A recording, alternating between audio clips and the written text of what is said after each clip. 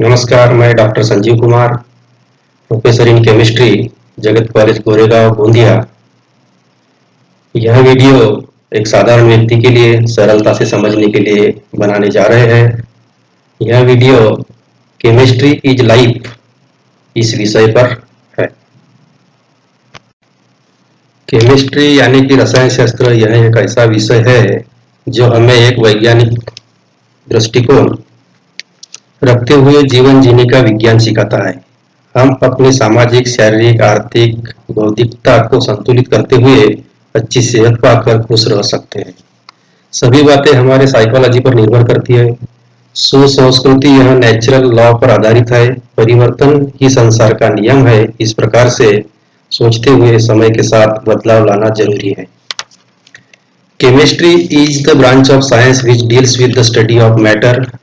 किसी भी वस्तु का अभ्यास, गुणधर्मों का अभ्यास, इसके जो प्रकार है ऑर्गेनिक और इनऑर्गेनिक, यह बहुत ही महत्वपूर्ण है। सजीव से मिलने वाले ऑर्गेनिक, सजीव को सजीव से मिलने वाले तत्व। हम सजीव है तो हमें मिलने वाले चीजों को भी, मिलने वाली चीजें सजीव से ही प्राप्त होनी चाहिए। जैसे हमें आयरन की जरूरत है तो वह सजीव यानी पालक से मिलने वाला चाहिए, ना कि बिल्डिंग बनाने में लगने वाले लोहा जो जमीन से मिलता है। जमीन से मिलने वाला इनऑर्गेनिक। इस बात पर सेहत का राज छुपा है। आज हम पूरी तरीके से इनऑर्गेनिक चीजों का इस्तेमाल करते हुए जमीन बंजर बनाकर खुद को बर्बाद कर रहे हैं। यह बहुत ही खुले दिमाग से सोचने वाली बात है। हम स्कूल लेवल में पढ़ते हैं, कैंडल को जलाने में ऑक्सीजन लगता है और किसी वस्तु से उसको ढक लो तो वह बुझती है। इसका मतलब ऑक्सीजन नहीं मिल रहा है। किसी भी जलने वाले वस्तु में ऑक्सीजन लगता है। एक पेड़ लगाते हैं तो वह ऑक्सीजन देता है। उदाहरण के लिए आपने एक पेड़ लगाया, वह कुछ ऑक्सीजन देता है, और आप रोज अगरबत्ती दिया जलाते हो तो वह ऑक्सीजन उसमें लगता है, यानी हिसाब बराबर। पहले जमाने में बहुत पेड़ पौधे थे, प्रदूषण कम था तो वह तरीका चल गया। लेकिन आज हम सिर्फ श्रद्धा से हाथ जोड़कर भी प्रार्थना कर सकते हैं। मैंने रसायन शास्त्र में पीएचडी किया और मैं हाथ जोड़कर प्रार्थना करने की बजाय अगरबत्ती लगाता हूँ तो यहाँ लॉजिक न होते हुए मैजिक हो जाएगा। इसको हमें सोचने समझने की जरूरत है। भारत रत्न, विश्व रत्न डॉक्टर बाबा साहेब आम्बेडकर ने शिक्षा प्रणाली के ऊपर लिखा था, Indians have produced so many learn people but not a single intellectual. Intellectual यानी जो कुछ नया बनाता है, तैयार करता है, जैसे CV Raman, doctor APJ Abdul Kalam. मनोविज्ञान के आधार पर ही जीवन बनता है, विकास होता है। इसलिए 5 लाइन हमेशा रोज अपने आप बोलना चाहिए। आई एम द बेस्ट, मैं सर्वोत्तम हूँ। आई कैन डू इट, मैं कर सकता हूँ। God is always with me, ईश्वर हमेशा मेरे साथ है। आई एम अ विनर, मैं हमेशा जीतता हूँ। टुडे इज माई डे, आज का दिन यह मेरे लिए है। ऐसा करने से सकारात्मकता उत्पन्न होगी। दूसरों का भला करते हुए खुद का भला कर सकते हैं। यह इमॉर्टल और इटर्नल लॉ है। यह सिद्धांत बहुत ही मार्मिकता से समझना है। इंसान का ब्रेन एक खाली कैसेट की तरह होता है। बचपन में उसके दिमाग में यह डाल दिया जाए कि स्कूल ही मंदिर है और किताबें ही इंसान के व्यक्तिमत्व का विकास का साधन है, ग्रंथ है, तो वह उस भाव से, उस दृष्टि से सोचेगा, क्रियात्मक होगा।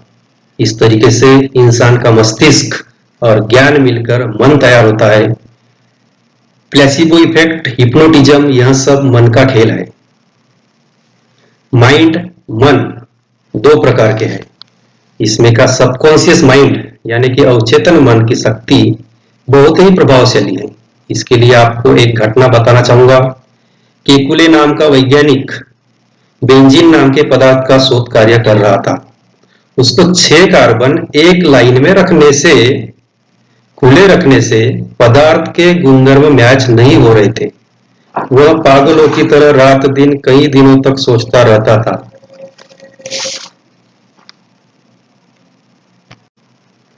वह पागलों की तरह रात दिन कई दिनों तक सोचता रहता था।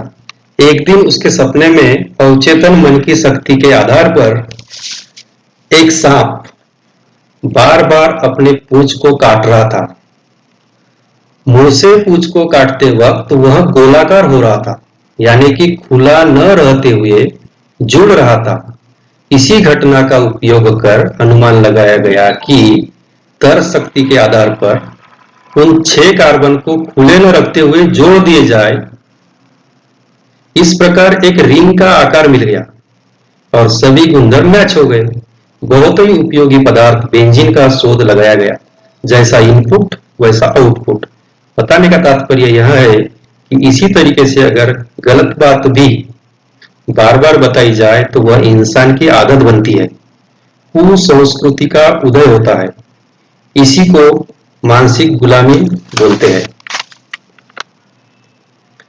कई बार हम बहाने बनाते हैं, इल्यूजन भ्रम में रहते हैं कि मैं नहीं कर सकता।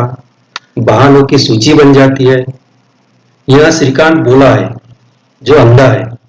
इसी कारण आईआईटी से नकारा गया, एडमिशन नहीं मिला।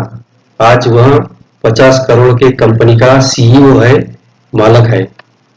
कई बार हम अपनी सीमाएं बांध लेते हैं और अपने शक्ति को लिमिटेड कर देते हैं।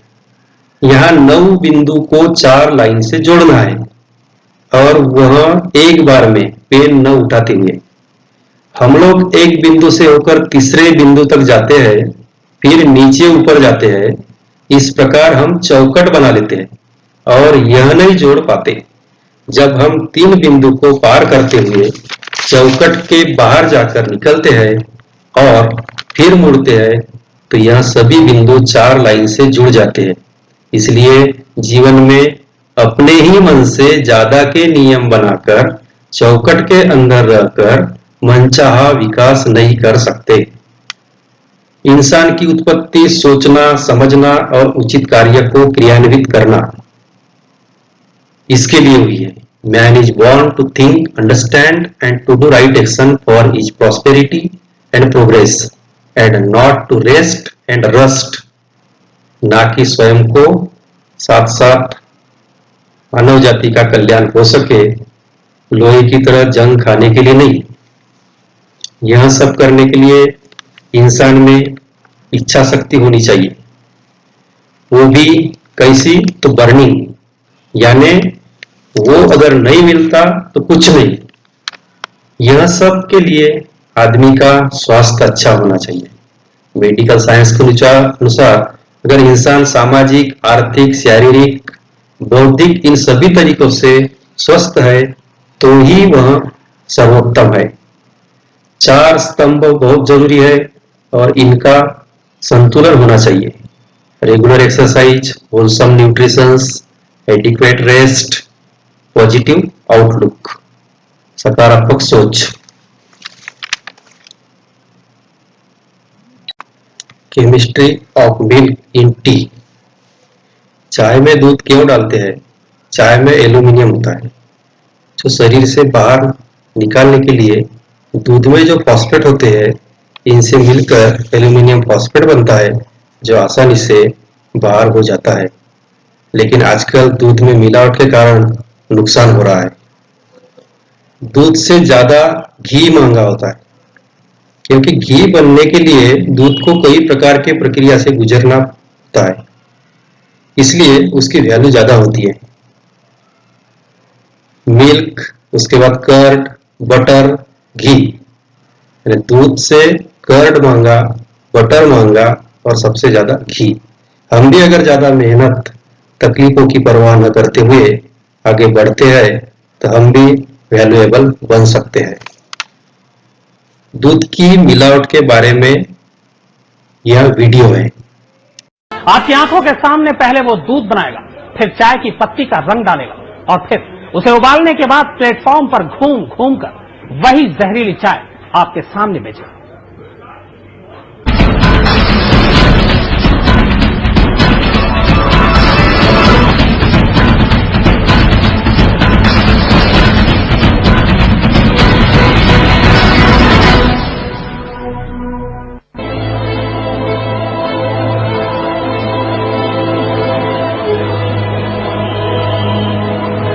हम में से शायद ही ऐसा कोई हो जिसने ट्रेन से सफर ना किया हो।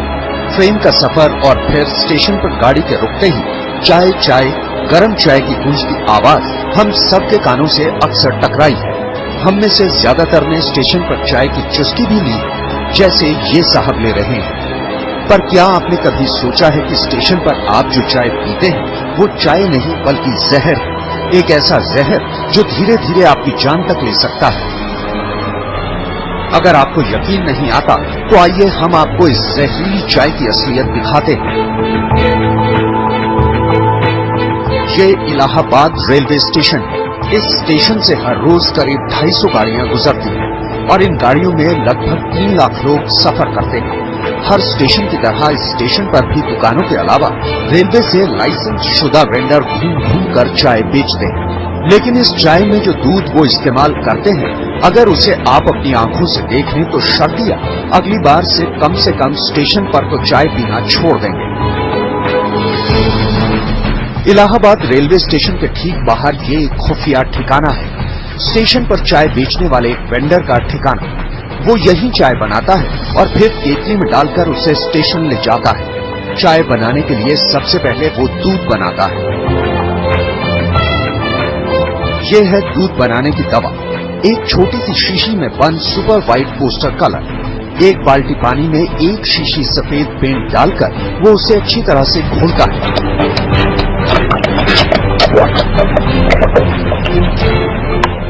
कुछ ही देर में पानी सफेद हो जाता है, बिल्कुल दूध की तरह। इसके बाद अब इसी नकली दूध में वो स्क्रीन पाउडर मिलाता है। फिर चाय की पत्ती के कलर का यह नारंगी रंग सफेद पेंट के बने दूध में डालकर उसे चूल्हे पर चढ़ा देता है और इस तरह कुछ देर तक पकने के बाद चाय बिल्कुल तैयार है। चाय बनाने के बाद उसे केतली में भरकर ये फौरन स्टेशन की तरफ निकल पड़ता है। इसके बाद चाय गरम की आवाज लगाकर लोगों को 3 रुपए प्याली के हिसाब से यही जहर परोस दिया जाता है। यानी जिसे कप चाय में चवन्नी भी खर्च नहीं होती, उसे कप चाय से ये आराम से 3.25 रुपए कमा लेता है। ये दूध महंगा हो गया तो 2 लीटर पानी लेते हैं, उसको घोल लेते हैं, उसी में घोर घार के यही शीशी ये पेंट वाली, इसको घोर के रख देते हैं हीटर में, बन जाती है। ऐसा भी नहीं कि इन वेंडरों को मालूम नहीं कि जो जहर वो बेच रहे हैं वो कितना खतरनाक है।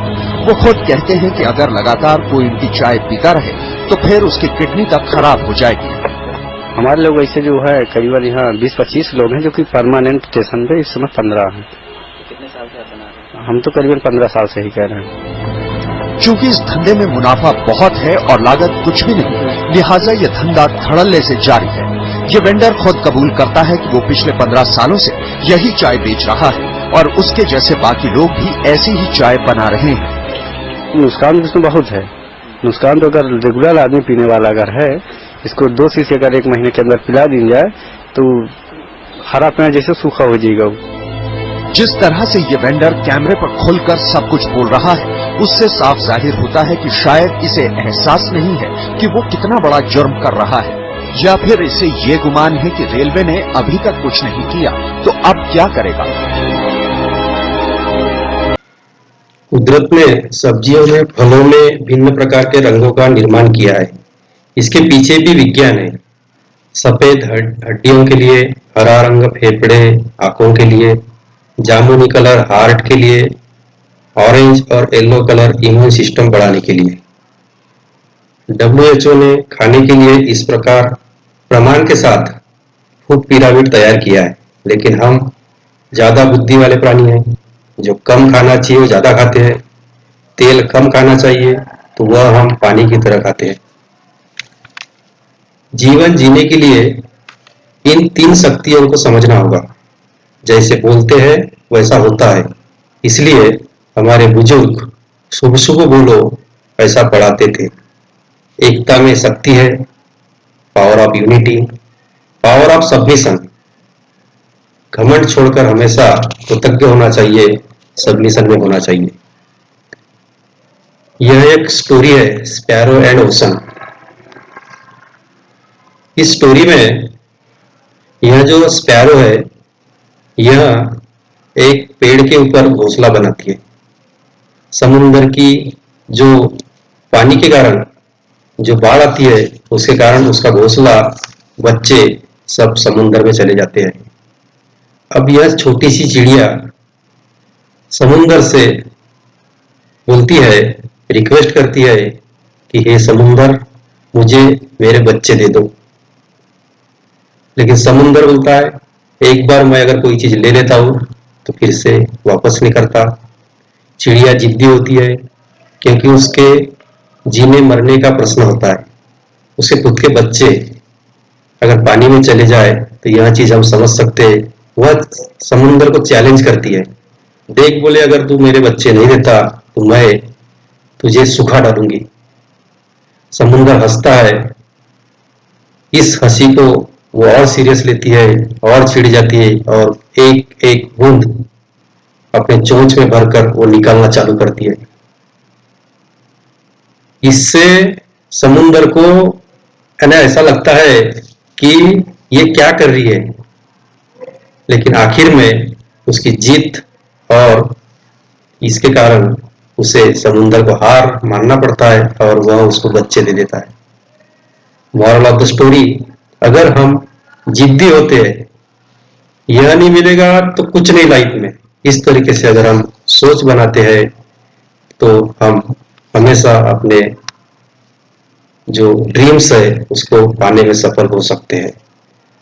कुछ किताबें हैं जो हम रोज 10-15 मिनट लगातार पढ़ते हैं तो निश्चित तौर पर सकारात्मक सोच सकते हैं। पॉजिटिव थिंकिंग यह बटन दबाओ तो आ जाएगी, ऐसा नहीं है। इसके लिए अभ्यास की जरूरत होती है। रॉन्डा बर्न की यह किताबें जो मैंने पढ़ी है, यह आपको भी सजेस्ट करूंगा।